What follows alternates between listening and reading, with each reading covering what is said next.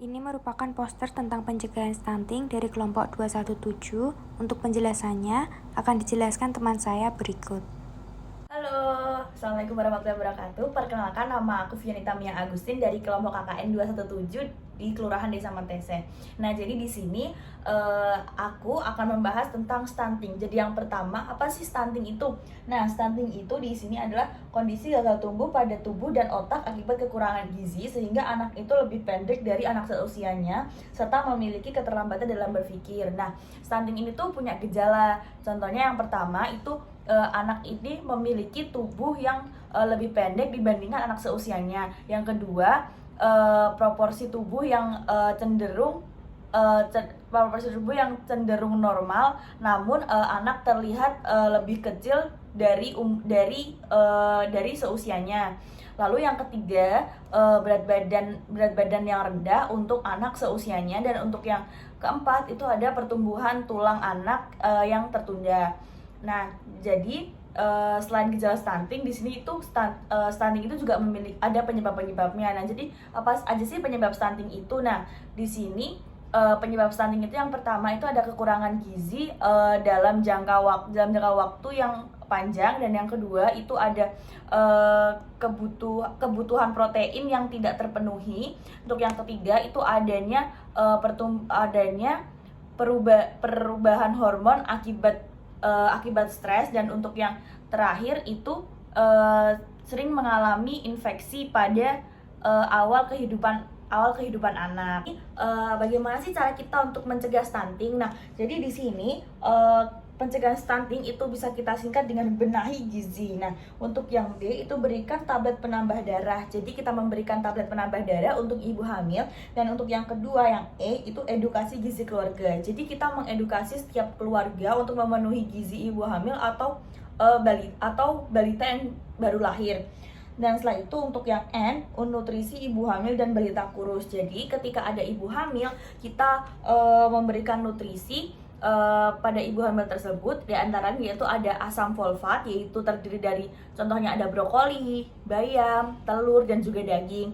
Nah, setelah itu ada zat besi. Nah, zat besi ini tuh bisa kita ambil dari mana? Dari protein hewani seperti daging dan hati. Nah, selanjutnya itu ada kalsium. Nah, kalsium ini dari apa aja? Yaitu bisa dari telur, ada susu, ada keju, ada mentega, ada daging, seperti itu. Nah, untuk balita kurus sendiri, bagaimana kita juga harus memenuhi nutrisinya dengan baik, yaitu seperti yang pertama itu ada energi, yaitu biasanya balita ini tuh membutuhkan sekitar 1000 hingga 1400 kalori perharinya. Dan untuk yang kedua yaitu ada kalsium yang dibutuhkan kurang lebih 500 mg perharinya. Dan untuk yang ketiga itu ada zat besi.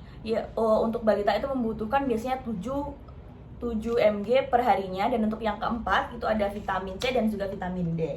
Nah, setelah itu akses air bersih. Nah, jadi di sini kenapa ada akses air bersih? Karena kita harus menjaga kebersihan pada ibu hamil dan juga pada balita, dan juga setelah pada keluarga di sekitarnya. Untuk setelah itu ada hidup sehat. Jadi di sini hidup sehat itu kita menerapkan pola hidup sehat, yaitu contohnya dengan makan makanan yang bergizi, 4 sehat 5 sempurna, kita menjaga kebersihan, dan juga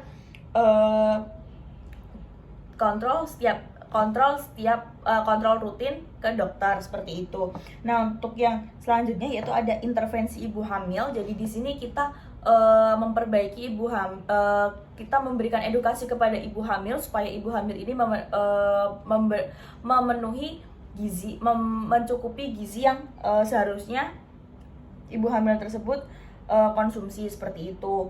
Nah, untuk yang selanjutnya yaitu ada gerakan masyarakat hidup sehat. Nah, jadi di sini untuk gerakan masyarakat hidup sehat itu tidak hanya dalam keluarga saja, namun juga pada seluruh masyarakat yang berada di desa atau mungkin di RT, RW, atau mungkin bahkan desa tersebut, seperti itu. Jadi di sini gerakan masyarakat hidup sehat ini tuh juga harus didukung dengan pemerintahan supaya terbentuknya gerakan masyarakat hidup sehat tersebut. Nah, selanjutnya itu ada intervensi makanan pada balita yang kurang gizi atau gizi buruk.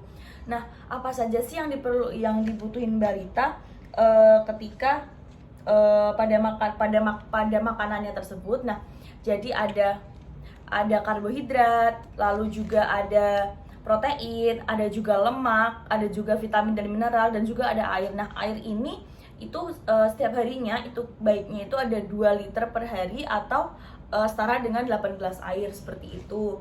Nah, untuk balita itu tadi seperti yang sudah disebutkan pada awalnya, untuk nutrisi yang balita kurus tadi seperti itu. Nah, untuk selanjutnya yaitu ada zinc untuk balita. Jadi kita harus memenuhi kebutuhan zat besi pada balita tersebut, yaitu biasanya kan tadi balita itu membutuhkan sekitar 7 mg per harinya, dan kita harus bisa memenuhi zat besi tersebut bisa dari daging, bisa dari protein hewani yaitu berupa daging, atau dari hati hewan tersebut seperti itu. Nah, yang terakhir yaitu ada ingat fokus pada 1000 hari pertama. Jadi untuk 1000 hari pertama pada kelahiran balita ini kita harus memenuhi gizi balita tersebut supaya tidak terjadi stunting. Ya, mungkin dan juga kita bisa melihat di menu makanan sehat seperti resep-resep tersebut yang bisa dilihat dari buku panduan untuk stunting seperti itu. Selain tentang pemberian edukasi tentang stunting, kami juga melakukan pendampingan belajar kepada si anak, yaitu dengan cara menemani anak untuk menggambar dan juga bermain pada aktivitasnya setiap hari selama beberapa hari. Ini merupakan beberapa dokumenter yang kita lakukan selama beberapa hari saat melakukan pendampingan belajar kepada si anak.